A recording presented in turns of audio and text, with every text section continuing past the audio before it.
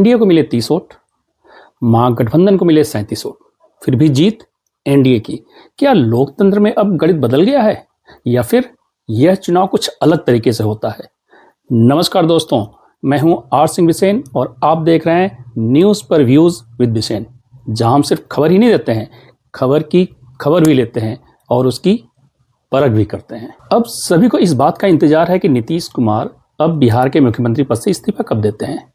उससे भी ज़्यादा इंटरेस्टिंग सवाल यह है कि बिहार का अगला मुख्यमंत्री होगा कौन, आने वाले कुछ दिनों में मुख्यमंत्री कौन बनेगा, कौन होगा बिहार का मुख्यमंत्री, यह तस्वीर बिल्कुल साफ हो जाएगी। अभी बात करते हैं नीतीश कुमार के राज्यसभा में जाने की बात को लेकर, यानी राज्यसभा में जो अभी चुनाव हुए हैं उसके बारे में।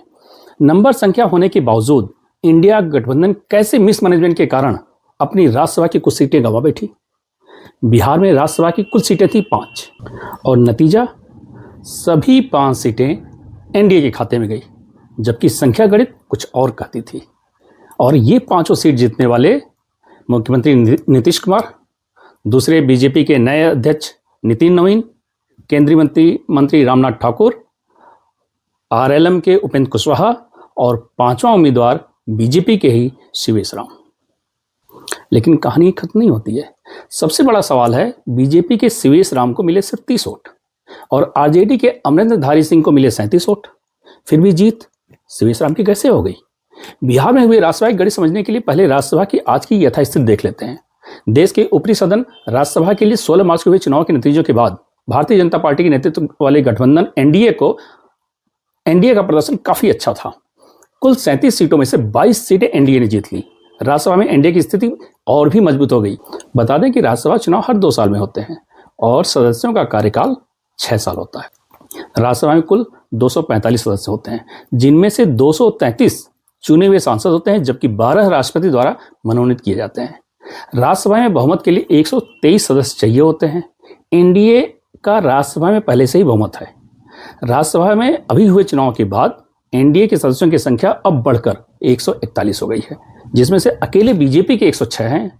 वहीं इंडिया गठबंधन के सदस्यों की संख्या 74 है, 74 है, जिसमें से कांग्रेस के 28, तृणमूल के 13, टीएमसी के 13, डीएमके के 8 और समाजवादी पार्टी के 4 सदस्य शामिल हैं। आम आदमी पार्टी के भी आई थिंक 10 सदस्य हैं। 37 सीटों में से 26 सीटों पर उम्मीदवार निर्विरोध चुने गए।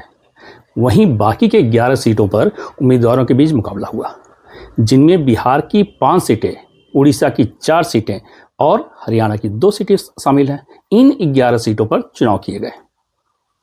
ये चुनाव अभी कुल 10 राज्यों में हुए, जिसमें बिहार, उड़ीसा, हरियाणा के अलावा महाराष्ट्र, तमिलनाडु, पश्चिम बंगाल, असम, छत्तीसगढ़, हिमाचल और तेलंगाना शामिल हैं। उड़ीसा और हरियाणा में तो विधानसभा के नंबर के हिसाब से उम्मीदवारों की जीत हुई, लेकिन बिहार की कहानी थोड़ी अलग रही। कुछ हद तक एनडीए ने अपने मैनेजमेंट से उड़ीसा में भी बाजी मार ली, लेकिन इंटरेस्टिंग चुनाव हुआ बिहार में। आइए बिहार की बात आपको बताते हैं। बिहार से बीजेपी के 5वें कैंडिडेट थे शिवेश राम, उनको कुल मिले 30 वोट और आरजेडी के अमरेंद्रधारी सिंह से उनका मुकाबला था, उनको मिले 37 वोट, फिर भी जीत हुई बीजेपी के शिवेश राम को, जिनको मिलते 37 वोट। कैसे समझते हैं इस बात को? दोस्तों, असली खेल एसटीवी सिस्टम का है। दरअसल राज्यसभा का चुनाव सीधा चुनाव नहीं होता है कि जिसको सबसे ज्यादा वोट मिला वो जीत गया। नहीं, ऐसा राज्यसभा का चुनाव ऐसे नहीं होता है। यहां इस्तेमाल होता है एसटीवी यानी सिंगल ट्रांसफरेबल वोट सिस्टम। यानी एमएलए सिर्फ एक उम्मीदवार को वोट नहीं देता है, बल्कि फर्स्ट, सेकेंड, थर्ड प्रेफरेंस देता है। तो दोस्तों, ये सारा गणित कोटा का है। अब समझते हैं कि ये कोटा होता क्या है और इस कोटा को कैलकुलेट कैसे किया जाता है। तो बिहार विधानसभा को लेकर समझते हैं। बिहार विधानसभा में कुल सीटों की संख्या है 243, 243 और 5 सीटों पर चुनाव था।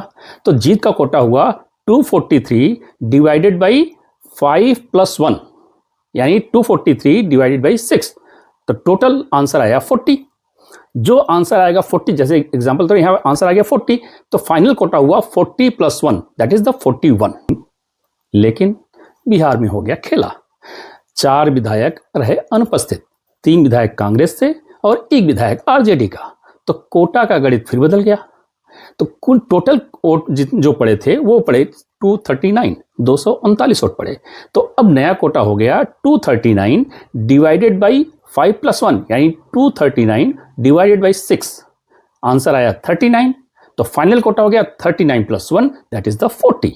ये फाइनल कोटा हुआ। यानी जिस भी कैंडिडेट को 40 या 40 से अधिक वोट मिलेगा वह स्वतः जीता हुआ मान लिया जाएगा। स्वतः जीता हुआ मतलब वो उसकी जीत मान ली जाएगी। अच्छा, तो इस बार के चुनाव में बिहार का वास्तविक कोटा था 41, जो घटकर अब 40 हो गई थी 4 सदस्यों की अनुपस्थिति के कारण।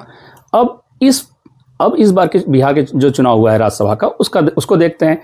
इस चुनाव में नीतीश कुमार को मिले 44 वोट और बीजेपी के राष्ट्रीय नए चुने गए राष्ट्रीय अध्यक्ष को उनको भी मिले थे 44 वोट।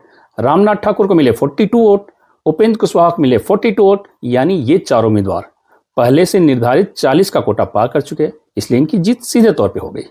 अब बच गए 2 उम्मीदवार, बीजेपी से सीवीएस राम और आरजेडी के अमरेंद्रधारी सिंह। बीजेपी के सीवीएस राम को मिले 30 वोट, अमरेंद्रधारी को मिले 37 वोट। नए कोटे के सिस्टम के हिसाब से इनको चाहिए था 40 वोट। तो दोनों कैंडिडेट को चूंकि 40 वोट नहीं मिले, तो अब आता है एसटीवी और यहां से शुरू होता है असली खेल। जिन उम्मीदवारों को कोटा से ज्यादा वोट मिले थे उनका एक्स्ट्रा वोट वो ट्रांसफर होता है और यहीं से एसटीवी का सिस्टम लागू होता है, सिंगल ट्रांसफर वोट सिस्टम जिसे हम कहते हैं एसटीवी। यहां पर बाजी पलट गई बिहार में। ध्यान से समझिए, नीतीश कुमार को मिले थे 44 वोट, कोटा था 40, यानी उनके 4 वोट एक्स्ट्रा थे। ये 4 वोट एक्स्ट्रा चले गए सीवीएस राम को, क्योंकि एनडीए के सभी विधायकों ने अपने सेकंड प्रेफरेंस जो है सीवीएस राम को दिए थे। इसी तरह नितिन नवीन को भी 4 वोट ज्यादा मिले थे, उनको भी 44 वोट मिले थे। तो उनके भी जो 4 वोट एक्स्ट्रा थे वो भी ट्रांसफर हो गए सीवीएस को, बीजेपी के सीवीएस राम को। और रामनाथ ठाकुर को मिले थे 42 वोट यानी 2 एक्स्ट्रा वोट, तो वो 2 वोट भी चले गए सीवीएस राम को, क्योंकि एनडीए के सारे विधायकों ने अपने सेकंड प्रेफरेंस जो है मतलब अपना मेन वोट के अलावा नेक्स्ट प्रेफरेंस जो है बीजेपी के सीवीएस राम को दिया था। तो अब 4 नीतीश के, 4 नितिन नवीन के और 2 रामनाथ ठाकुर के, तो ये हो गए 10। ये 10 वोट ट्रांसफर हो गए सीवीएस राम को। सीवीएस राम को मिले थे 30 वोट। तो अब ये 10 ट्रांसफर वोट और 30 पहले से मिले हुए, दोनों मिलाकर कुल हो गया 40 वोट। जैसे ही 40 का कोटा पूरा हुआ सीवीएस राम जीत गए और 37 वोट पाने वाले अमरेंद्रधारी सिंह हार गए। यानी साफ है, यह सिर्फ वोट का खेल नहीं था, यह रणनीति और मैनेजमेंट का भी खेल था। एनडीए ने सेकंड प्रेफरेंस को सही तरीके से सेट किया, जबकि विपक्ष महागठबंधन यहां चुप कर गया। ऐसा पहली बार नहीं हुआ है।